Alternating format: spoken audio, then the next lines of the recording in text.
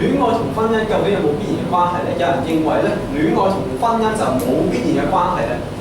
點解會咁咧？有啲人係咁樣認為嘅，因為西方嘅開放戀愛觀點咧，佢哋就認為戀愛係一樣好自由嘅嘢，所以佢哋需要尋找一個合適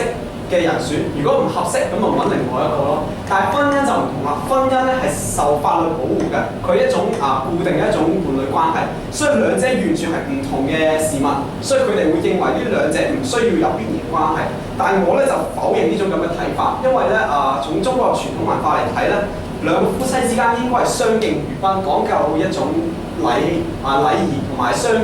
互相一種尊敬。咁如果你同佢喺戀愛階段，你唔係想同佢一生一世，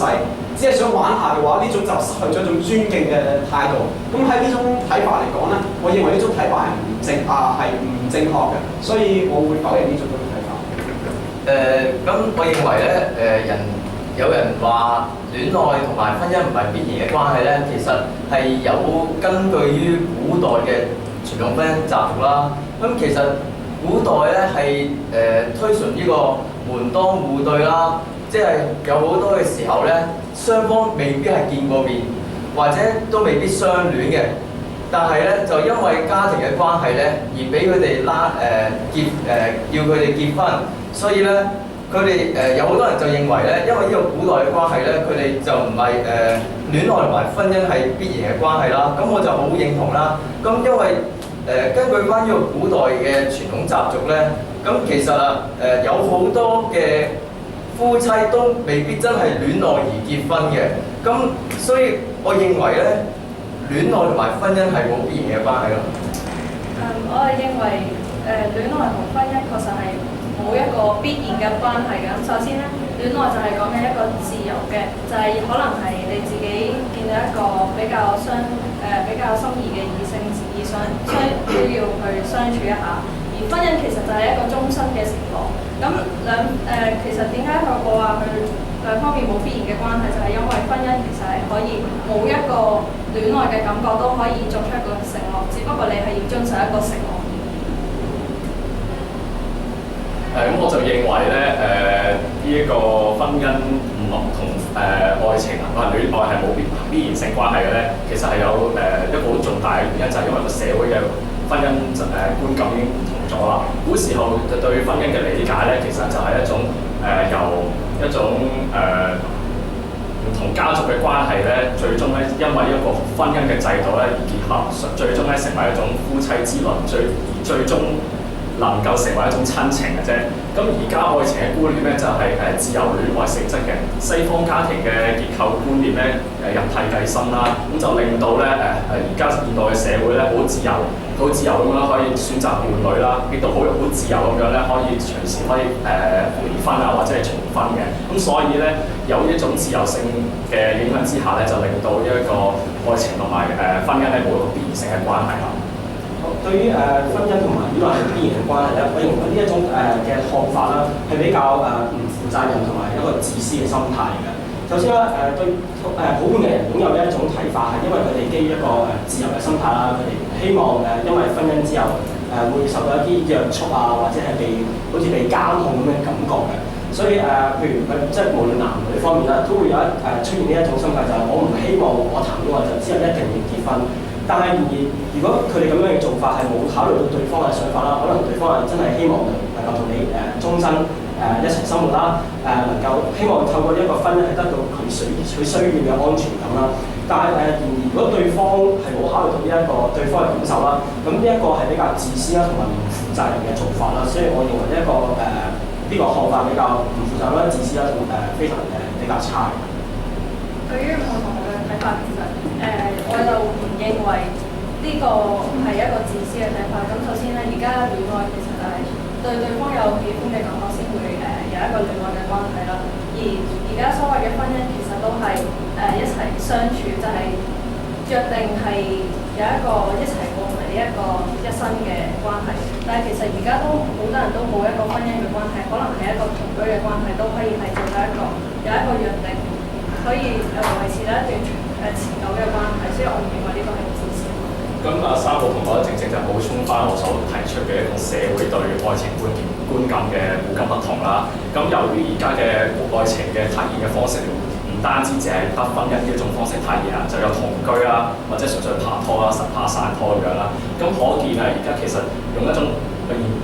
代都市人用一種其他嘅方式去體現佢哋嘅愛情啦。咁所以咧就未必有一種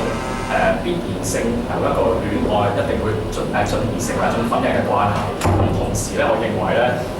呢種關係咧，呢種風氣咧係唔健康，係會令到一個婚姻嘅價值咧受到破壞嘅。對於三號同四號頭先所講到嘅觀點啦，我都係比較認同，我都係認同嘅。我認為呢一種嘅睇法係反映咗係比較新潮嘅睇法嚟嘅，因為我哋知道啦，中國傳統嚟咁多人正話講過係比較重視家庭理念啦，即係你哋談嗰陣一定要結婚啦，係一定要有個家嘅，好重視家呢個觀念。但係對於西方嘅時候，因為西方文化轉入啦，佢哋對於家庭嘅重視嘅程度比較降低，所以我認為呢一個嘅睇法係比較新潮咯。頭先四號同學提出嘅呢個古今嘅概念，古今相對嘅概念其實係非常之好嘅。咁不如我講翻點解有人會認為戀愛同婚姻又係兩回唔同嘅事，一啲關係都冇？點解咧？因為從一啲傳統嘅人角度嚟講咧，古代的確係有啲例子咧，因為佢唔需要戀愛，係盲婚啞嫁嘅情況下咧，唔需要戀愛亦都可以有存在婚姻，因此佢哋會認為即使冇婚姻依然可以有即使冇戀愛嘅前提依然可以有婚姻嘅存在，所以佢哋會認為兩者係冇必然嘅關係。但我對呢個係有所保留嘅，因為事實上喺古代嚟去到而家咧，呢種咁嘅婚姻制度咧係導致好多悲劇嘅發生，例如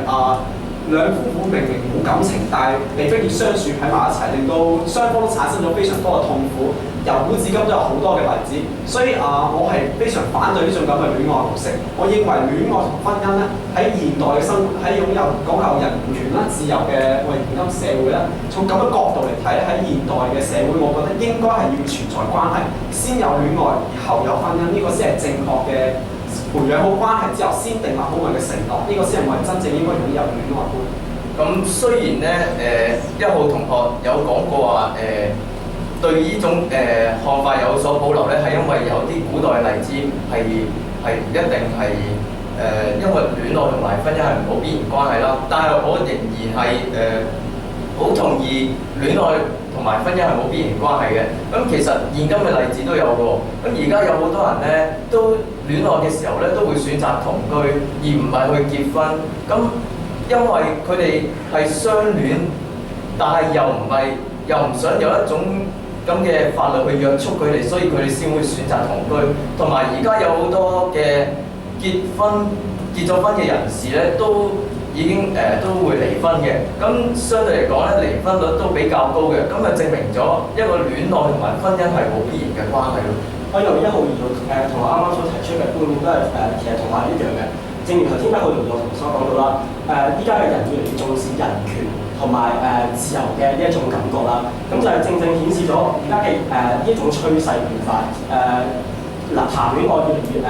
變得新潮啊，因為人越嚟越重視人權啦，咁同時亦都反映咗喺戀愛呢一方面啦，所以佢哋會對於結婚會有啲抗拒啦，所以呢一個亦都係即係反映咗呢個睇法係比較新潮。二號同五號同學嘅講法都非常之好啊！現代人係的確十分之講究自由嘅，而頭先提到同居嘅例子亦都越嚟越廣泛流傳。佢哋點解會認為戀愛同婚姻係完全冇關係咧？呢個係因為佢哋係追求自由，佢哋係從西方嘅思想角度出發，因此佢認為即使冇婚姻嘅承諾，佢哋依然可以永久咁樣戀愛下去。但係事實上，我係唔認同呢種咁嘅睇法嘅。我哋可以考慮下而家好多嘅例子，喺同居嘅情況下，佢以後假如有咗生咗孩子，應該點樣撫養咧？同埋佢哋嘅財產嗰段分配咧，會有好多不必要嘅問題衍生。呢個點解咧？呢個就的確係因為冇婚姻嘅承諾下咧，戀愛好難成立到嘅。我哋可以思考下，其實戀愛呢一對情侶啦，關係係有3個要素，一個係親密感，一個係承諾，一個係佢哋嘅激情。咁承諾係一個非常重要嘅一部分。假如冇咗婚姻作為承諾嘅呢個前提咧，一段關係好難維繫落去嘅。所以我認為喺呢個咁嘅角度，理論上嚟講，從呢3個因素都十分之重要。喺咁嘅角度嚟考慮咧，戀愛同婚姻係確實有必不可少嘅互相依存嘅關係。頭先咁多同學都從一個原因嘅角度去到評論呢一個咁樣嘅睇法啦。不如我哋可以抽出嚟試下睇下佢嘅影響啦。正如頭先小學所講到有一個嘅觀點，就係如果一個唔結婚可能會引致好多人遲婚啊、單身啊，或者係一個出生率下降嘅問題。我認為呢個正正就反映咗呢一個咁嘅想法比較差，對於社會係有一個負面嘅影響。所以我認為呢個係比較差嘅睇法。咁我都好明白呢位同學所講嘅觀點啦。不如我多加點樣補充一番，點解我認為呢一種一種評論係會，唔係呢種前提睇法咧，係會令到婚姻嘅價值被破壞，而我認為因此係唔健康嘅咧。咁我哋試想一下啦，古時候婚姻嘅價值咧有一個相規以善啦、相敬如賓啦，係講求一種男女雙方嘅一種相處之道啦，有一種親密嘅親進而成為一種親情嘅關係啦。咁但係咧而家嘅現代戀愛觀咧係點樣咧？就係傳承文化好深嘅，就係話離離合合係正常嘅事啦，天長地久只係一種荒誕嘅事情啦。我哋可以從好多嘅電影文化啦，廣東話流行曲啦，都好多呢啲咁嘅失戀同埋戀愛嘅題材啊，咁都可以睇得出而家都市人唔係好重視一種相規以善或者一種男女相處得點樣協調嘅一種方式啦，反而佢哋係追求一種西方好容易一種好自由戀愛嘅，就中意就一齊，唔中意就分開啦，咁令到個關係唔能夠長久，咁從而我哋會唔會就會因此咧令到嗰個婚姻會變質成為一種男女交合嘅一種過程啊，一種關係啊，而唔係一種相愛啊，一種親情嘅表現咧？所以因此我係認為係唔健康嘅。就例如好似以前古代啦，李清照同埋佢兩任老公咧，都係一種好好嘅夫妻關係嘅。佢哋會倒書潑茶香啦，有一種咁嘅古代悠久嘅一種和諧關係啦。咁而且呢種係一種自由式，而且係和諧式噶嘛。但係而家戀愛嘅有啲好似好多離婚嘅情況喺香港發生啦。咁所以我覺得呢一個係一種好大嘅一種對比嚟嘅。頭先少同學所講嘅例子咧，咁其實就正係講咗呢個戀愛同埋婚姻係冇必然嘅關係啦。咁因為佢哋婚姻係會唔係因為戀愛而產生一種咁嘅呢個親情關係，冇錯。咁其實對於1號同學之前頭先有講過話戀愛之中係有3個要素，其中係一個有激情啦。咁其實激情唔係對於所有人都係有用噶嘛，所有人都需要噶嘛。同埋你當中你話可能戀愛之中可能會生 BB， 跟住就有咗 BB， 跟住呢個婚姻咧同戀愛咧就可以婚姻就會有一個約束力，就可以論到呢個戀愛有一個必然嘅關係啦。咁其實而家有好多人都係例如同居啦，佢哋因為戀愛可能會有咗呢個孩子啦，咁但係佢哋未必會因為呢個孩子而結婚㗎喎。咁其實呢個只不過係一個戀愛產生出嚟嘅副產品啦。咁有好多人其實睇翻啲數據咧，其實墮胎嘅人數都係好多嘅。咁佢哋唔會因為一個咁嘅孩子，一個咁嘅嬰兒而去結婚，跟住咁，所以從呢方面嚟睇，我哋認為呢個戀愛同埋婚姻係冇必然嘅關係。要同我聲明晒，帶出咗啱啱嘅觀點，就係呢一個咁樣嘅睇法係會對啲社會有嚴重嘅負面影響啦。就譬如頭先你提到有好多譬如個案，譬如墮胎啊、同居離婚啊咁樣，我認為呢一個咁嘅睇法就正正顯示咗現今嘅人越嚟越重視自由嘅心態，而令到佢哋唔希望有婚姻去約束自己。咁當正如頭先譬如1號同我所講到有譬如真係有一個生仔嘅一個問題啦出現，咁就可能會引致到頭先2號同學所提到墮胎啊、棄嬰啊咁樣嘅問題啦。咁呢一個就係正帶出我對認為呢一個咁樣嘅看法會對社會有嚴重影響。我不如睇一啲例子啊！而家現實生活中咧有好多年輕嘅女子咧，同一啲好老但係有錢嘅人結婚，從而希望奪得佢哋嘅財產。呢係一種好典型嘅有婚姻但係冇戀愛一種關係。佢哋嘅睇法就認為呢兩種係冇完全嘅關係，只需要存在婚姻，佢哋達到自己嘅目的就可以啦。而咁樣嘅一種行為係徹底破壞咗社會嘅